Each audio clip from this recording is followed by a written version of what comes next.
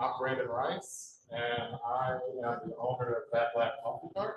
And our goal is to basically provide really good coffee and marginalized communities. Um, at 18, I left to go to college. I went to the University of Illinois in Champaign, Urbana. I went there for electrical engineering, and I never drunk coffee in my life. I didn't like coffee. I never made coffee. But around age 24, this is around the time I kind of exited college. A lot of my friends were like, "Friend, let's go have coffee." I was like, "Oh, okay." So I went and got some coffee with them, and I found out it was actually pretty good. So um, my profession is I'm a software developer by trade. I've been doing this for about 10 years. And so I've learned a lot about like working with people and how much coffee is really into people who work. So well, I met a friend named Matt. He owns a coffee shop. He owns a co-working space. It's pretty cool, and I ended up renting space from him to run my various businesses. So when I was there, I had coffee every day. I didn't like if I was to explain it. Come to find out, coffee is a very acquired taste, and I just didn't have it from my youth. So eventually, I was like, "Oh, coffee's pretty good." Eventually, I started like, "Oh, let me try a cappuccino, let me try a cortado," and it was actually really good. I was very surprised that this has become my everyday thing. This is the part of my story. My friends started me there. My work kept me going through there, and it went for like 5 years, and I've been drinking coffee ever since. It's been pretty nice. What got me back here, I've been in Champaign for about 10 years. I came back to take care of my dad. Both my parents have chronic kidney failure. So my dad, I took care of him in his last few days. He died 2 months ago. So what I found out was I could try coffee with him every day. He got to drink every morning. He really likes it hot. I don't know if he really cares about coffee, but he actually likes making his coffee, which is very interesting to me. Don't know how it happened. But we had coffee every day, we talked, and then we just went on about our day. He went to work, I went to work, and just kept going. So friends, work, family. Eventually I was like, okay, I can't, ain't no coffee in St. Louis, so I need to make coffee every day. Mind you, I don't make coffee. I've only had coffee from my friend in Champaign who owns a coffee shop. I've never had coffee. Come to find out, I've had really good coffee. I went to McDonald's, and got really bad coffee. I went to corner stores and I got really bad coffee. I found out how to make coffee for the last year, and I got really good at it. And I was like, wow. So I ended up going around the city and I started serving coffee to people. And this is where my story started out. Coffee to the people of East St. Louis, and I found out a lot of key problems. So there's no quality coffee in East St. Louis. Believe it or not, post-COVID, people want good stuff. Like they were willing to make concessions before, like, oh, I got an hour before work, I just need something to pick me up. Not like that anymore. It's like I need oat milk with honey or hot chocolate, you know. So it's become very like personalization has become a huge thing in coffee right in daily life. So low quality coffee is a bad thing. The alternatives are very far away from um, marginalized communities. Scooters, Starbucks, Dutch Bros, they're all growing right now. Coffee is supposed to grow by 6.5% in the next year, and then even more in the next 30 years. Just because of what I told you, that personalization and convenience is a big thing right now. So the alternatives are so far away from marginalized communities, they have to travel to scooters and come back to the town that they live in to work. That's like 24 minutes before work. I was like, oh wow. So when I started getting up at 6 in the morning, all these white trucks with blue collar workers riding around every day, it was like, bro, you started coffee? I was like, yeah. You want something? It's like, yeah, and so I was like, wow, everybody actually got coffees. I ended up getting regulars. I got like 12 regulars in my third day out. And I was like, this is crazy. People actually want coffee. And they would rather come to me than to go all the way out to Fairfield, so Fairfield Heights, St. Louis, and everywhere, just because the morning traffic is so bad. There's no third space. There's a space outside of your work and outside of your home. Coffee shops are usually those places. Place where you hang out with your friends, maybe it's a yoga studio, you just go do something, everyone needs a third space. Our coffee cart has become a third space. I can't tell you how many times people just come by, drink coffee in, To my surprise, they just put that on the cart. Like, man, my mom was just like, work is irritating me. I'm like, well, let me get a refill. I'm like, for real, this is crap. I'm like, I got customers. This is and people really just like to stay around the things that they like. So I decided I wanted to provide that through a mobile coffee. I did not know that I was the coffee man, but every day I was set up, they were like, "Definitely have a coffee man coming." And I was like, "Oh, I'm the coffee man." So that's cool. So my marketing has been working out, being consistent and like pretty cool. So that's been going pretty good. A little bit about me. I'm a software developer, I'm a hardware developer, I'm an electronics developer. And I really just build stuff all the time. I've built 6 businesses. I've been in a VC funded business last year. We got some VC funding. It worked out. It ended post-COVID. It was a top block that we got one figure it out. But it was pretty cool.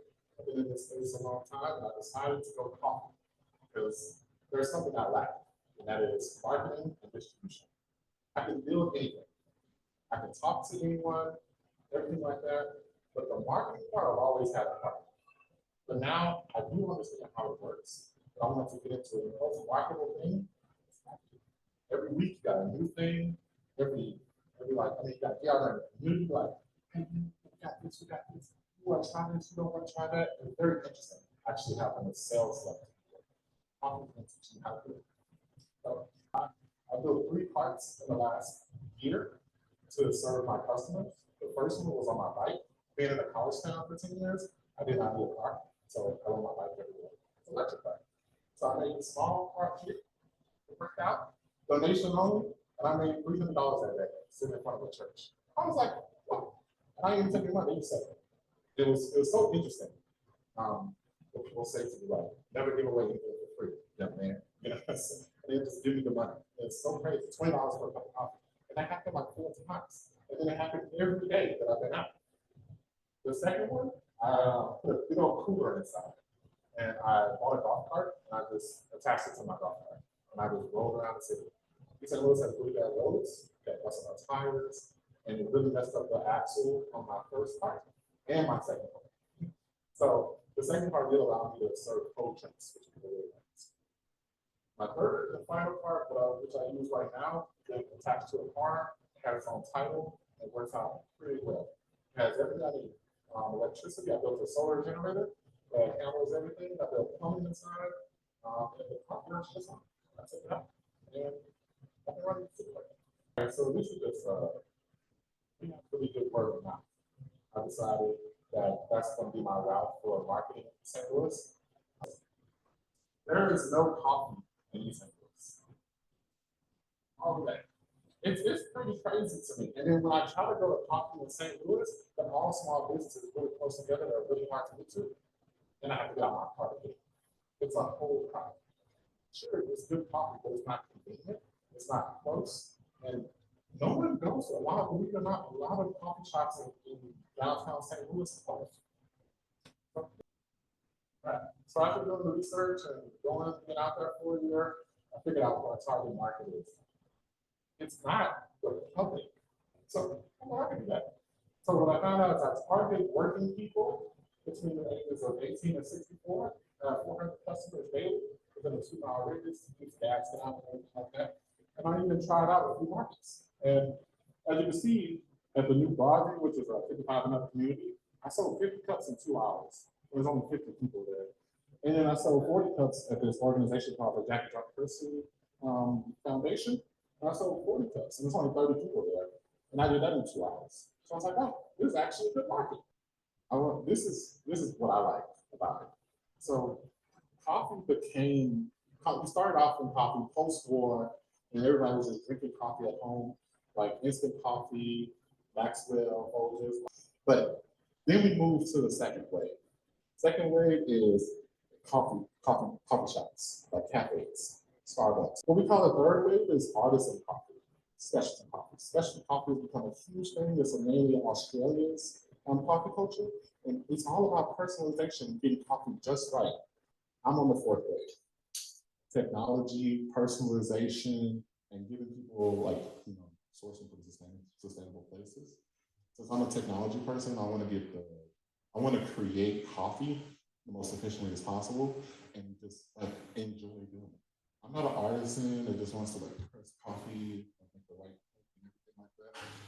I want to give coffee to everyone as quick as possible at the highest quality. We're right here where everyone in this room invests, and we're going to make a lot of money in the future. This is where we're going. Just like the margins on coffee is actually very high, believe it or not. So it's about 65% per cup. And I did the math. I'll give let you see all the math for that. But espresso is very cheap. The cup, well, the coffee is actually a very, how can I say, it's a high value product. People perceive it. So you go to Starbucks, spend $7 to $8, even $13 on a cup of coffee. My prices are more like 4 or 5. I have a better pricing for the coffee, low overhead, and I still have a 60% margin. So it actually works out pretty well. Anyone who wants to sell coffee and actually make money. The way I plan on getting these numbers is by having automation. So I'm gonna have like a very robotic espresso machine. I don't know if you ever had heard of this company called Blank Street Coffee. It's really blowing up right now, but they just took a robot coffee machine, a small footprint, and really good coffee and really good people. So they charge like $5 for a cup of coffee in New York, and they only have one employee working there, and they're able to make thousands of dollars a month, which is crazy to me. And it's all about just keeping your costs low. I'm gonna keep my operations lean. I'm gonna keep everything going through my loyalty program. Keep people stuck here with me. Just talk to them like, hey, we're having a new drink today. You want it? Try it. We have good locations, low expenses, consistent schedule, small team, high margins, smart automation, and prices. You can scan this QR code if you want, but we can talk about it later. But it gives you all the breakdown of how all this stuff works and how I plan to actually execute it. Really just small footprint, automatic espresso machine, a really good employee, and a really good location. We also have 2 really great partners here that have helped me get through this whole process. John Michelle from a food truck apprentice program, thank you very much. He's been helping me go and get a food truck. He's actually put me into other food trucks and restaurants to help me actually understand the process of owning a food truck. It's been pretty cool. It's tiring, that's what I realized, but it's actually not bad. I was like, they used to run. I met there was one guy, Big Nietzsche's, who runs the truck, Big Nietzsche's. And he runs his whole life while cooking food for people. Just to see his community come in, like his mom was running for alderman, and then people were just coming in. People brought him lunch, even though he owns a food place. I was like, wow, this is crazy. People just coming in and out, talking to him. They know he's working. Like it actually worked out. He managed it just fine. His kitchen was clean. His front of house was working well. And I was like, wow, I can actually do this. You know?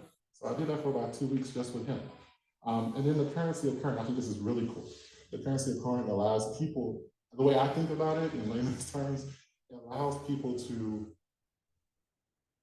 have a meal, just like other people have a meal, go to a restaurant and have a meal, and not have to go to a soup kitchen and feel like they're less than.